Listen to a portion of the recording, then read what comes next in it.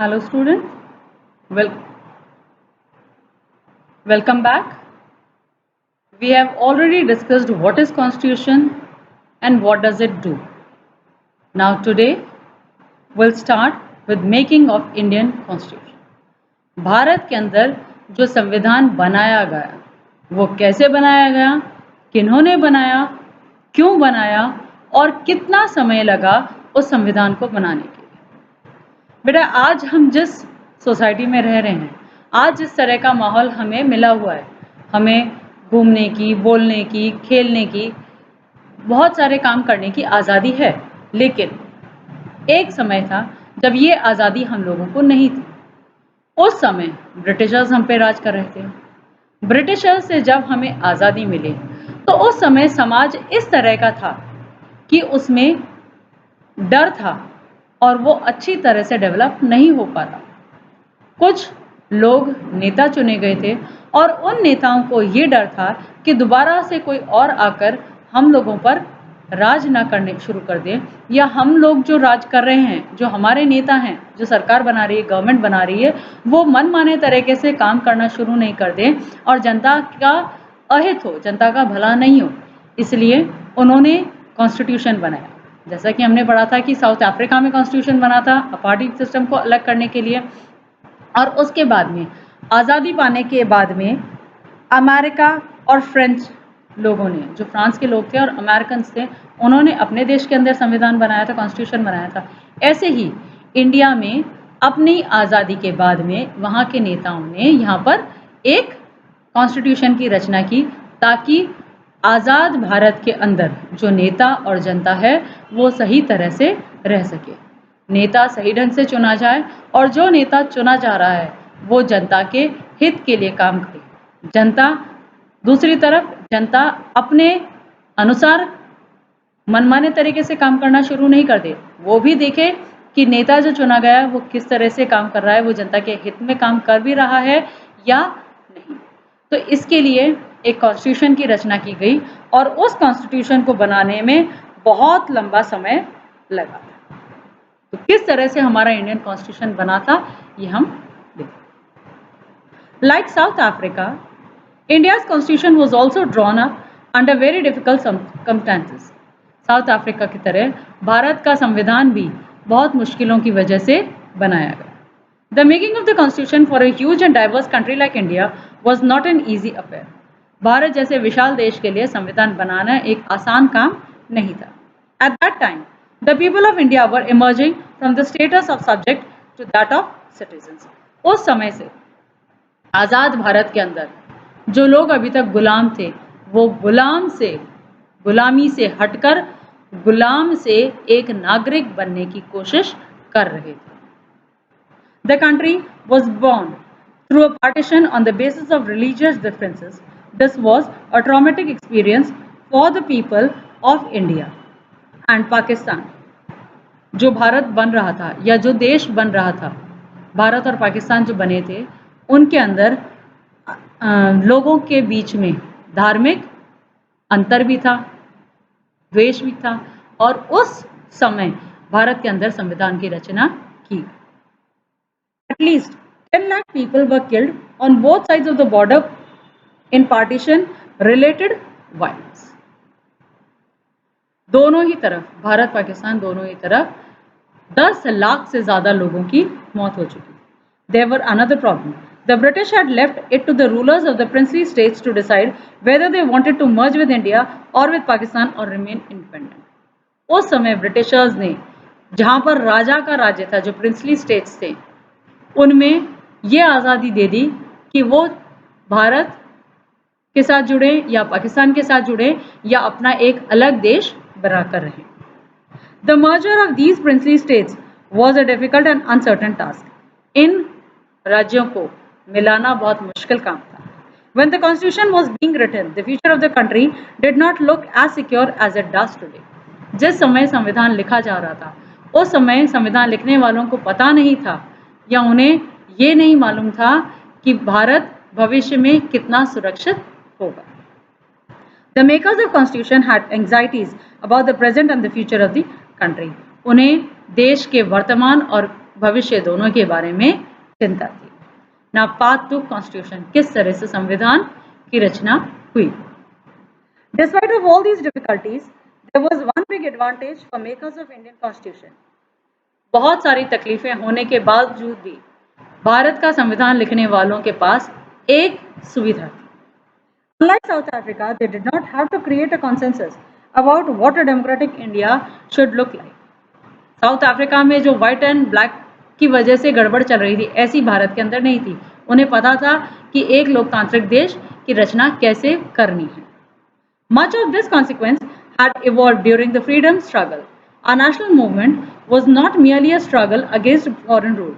It was also a struggle to rejuvenate our country and to transform our society and politics. जो हमारा देश उस समय आज़ादी की लड़ाई कर रहा था, वो सिर्फ आज़ादी की लड़ाई ब्रिटिशर्स के साथ ही नहीं थी, अपने अंदर भी अपने आप को वापस विकसित करने के लिए और अपने आप को हर बुराई से दूर रखने के लिए लड़ाई थी।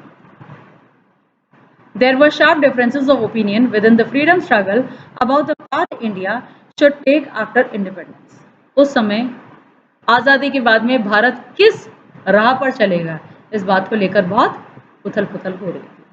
Such differences exist even today, yet some basic ideas had come to be accepted by almost everyone. As far back as in 1928, Motilal Nehru and 8 other Congress leaders drafted the Constitution for India.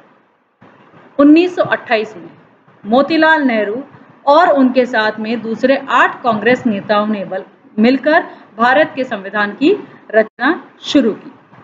In 1931, the resolution at the Karachi session of Indian National Congress dwelt on how independent India's constitution should look like. उसके बाद में कराची के अंदर Indian national Congress ने ये discuss करना शुरू किया कि उनके संविधान किस तरह का होगा। Both these documents were committed to the inclusion of universal adult franchise. दोनों ही में एक चीज कही गई थी और वो ये थी कि यूनिवर्सल अडल्ट फ्रेंचाइज, हर एक नागरिक को वोट डालने का अधिकार प्राप्त हो। Right to freedom and equality protecting the right of minorities in the Constitution of Independent India.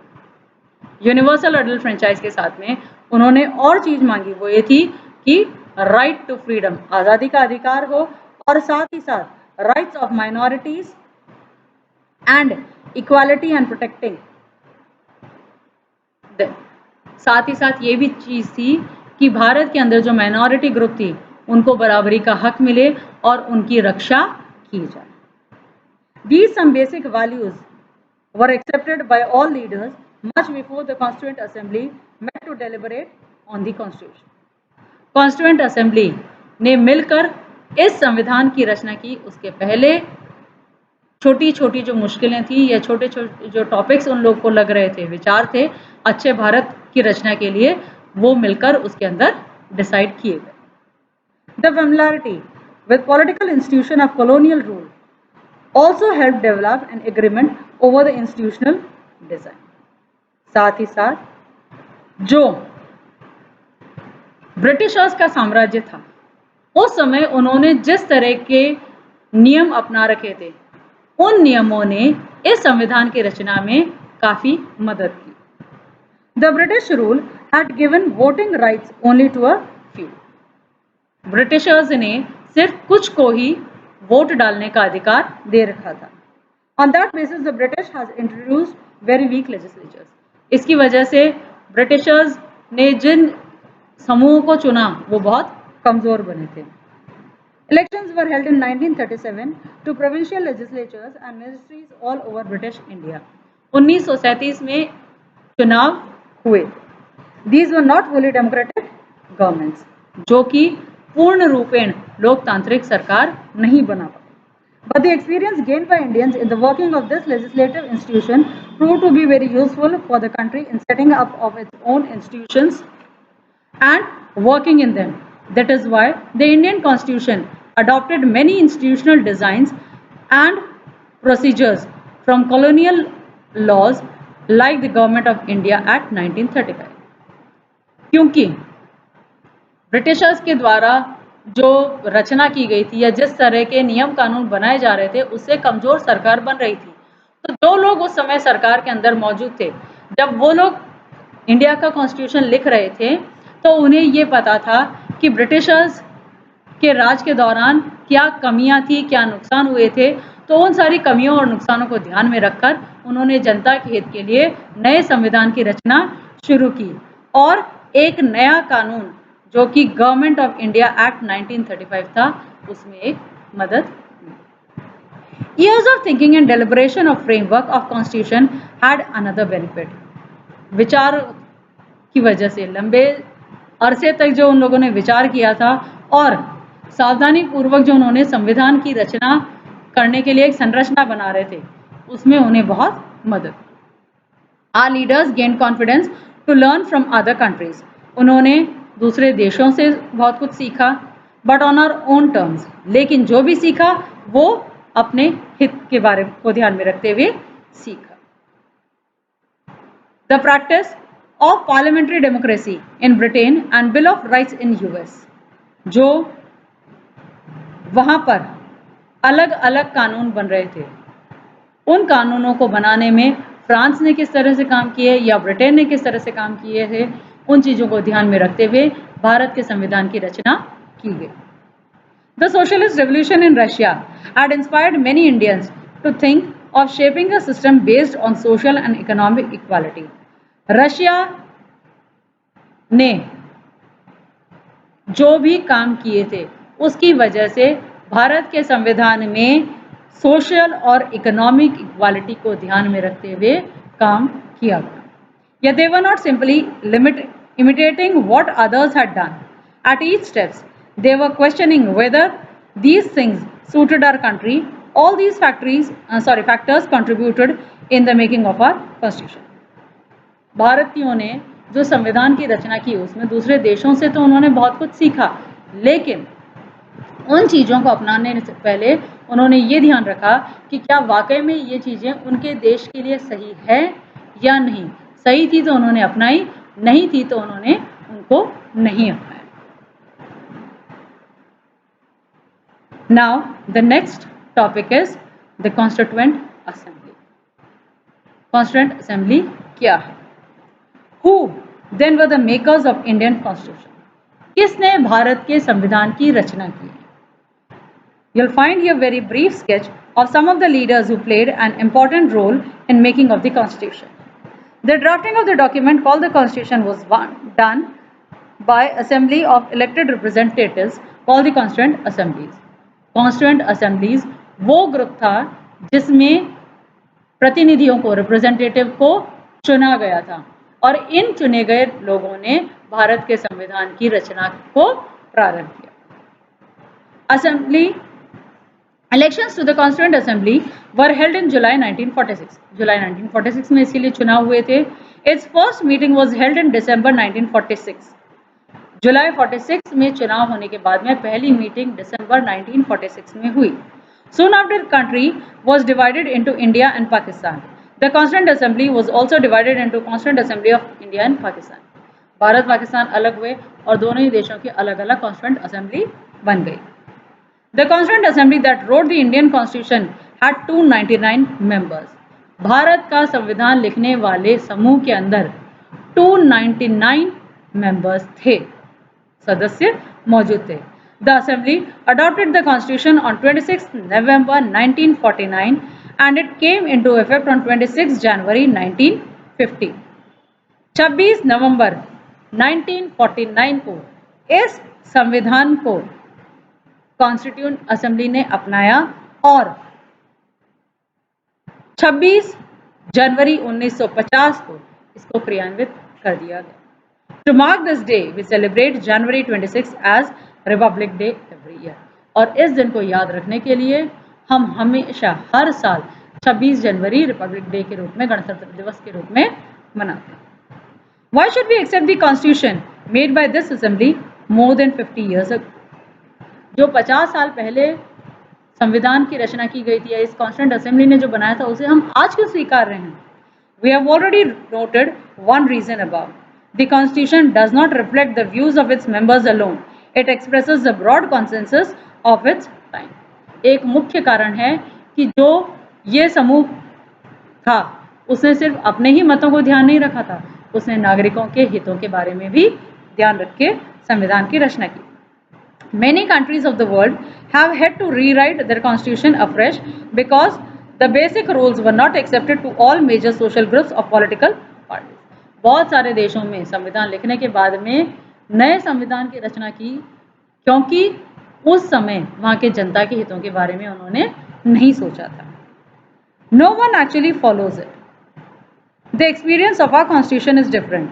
Over the last half a century, several groups have questioned some provisions of the constitution.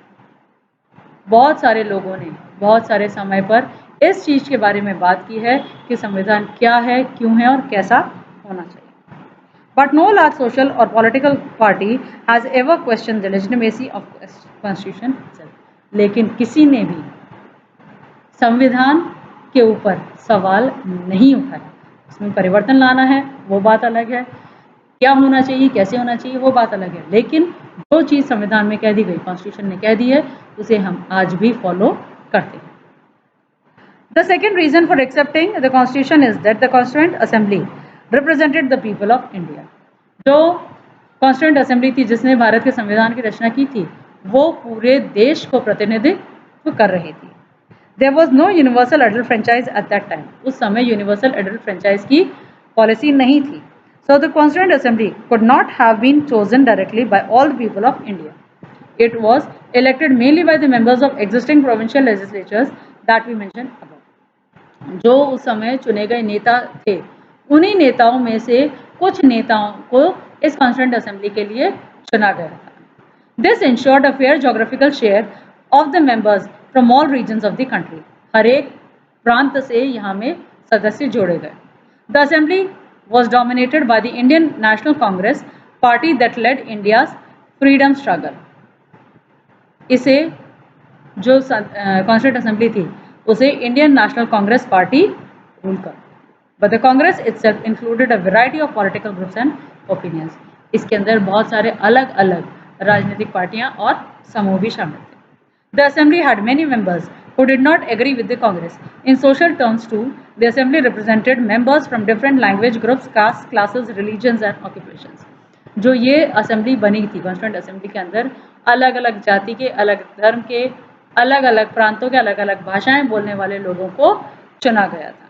Even if Constituent Assembly was elected by universal adult franchise, its composition would not have been very difficult. यदि आज के माहौल में भी उसे चुना जाता या आज के तरह से उसे चुना जाता तो भी कोई परिवर्तन शायद संभव नहीं था. Finally, the manner in which Constituent Assembly worked gives sanctity to the Constitution. जिस तरह से उन्होंने काम किया उसकी वजह से जो संविधान है वो सही ढंग से बन पाया. The Constituent Assembly worked in a systematic, open and consensual manner. उसने सही तरह से सोच विचार करके कार्य किया. First, some basic principles were decided and agreed upon. पहले कुछ मुख्य प्रिंसिपल बनाए गए. Then a drafting committee chaired by Dr. B.R. Ambedkar prepared a draft constitution for discussions. उसके बाद में B.R. Ambedkar के नेतृत्व में एक ड्राफ्टिंग कमेटी ने उसमें क्या क्या कॉन्स्टिट्यूशन के अंदर पॉइंट्स होने चाहिए इसकी रचना की. Several rounds of thorough discussions took place on draft constitution. बहुत सारे विचार विमर्श किए गए clauses by clauses. एक एक पॉइंट को पढ़ते हुए उन पे विचार हुए.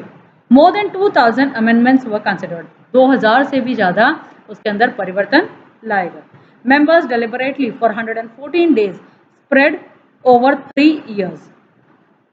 3 साल में तकरीबन 114 दिन मिलकर इन्होंने इस संविधान की रचना की. Every document presented and every word spoken in Constituent Assembly has been recorded and preserved.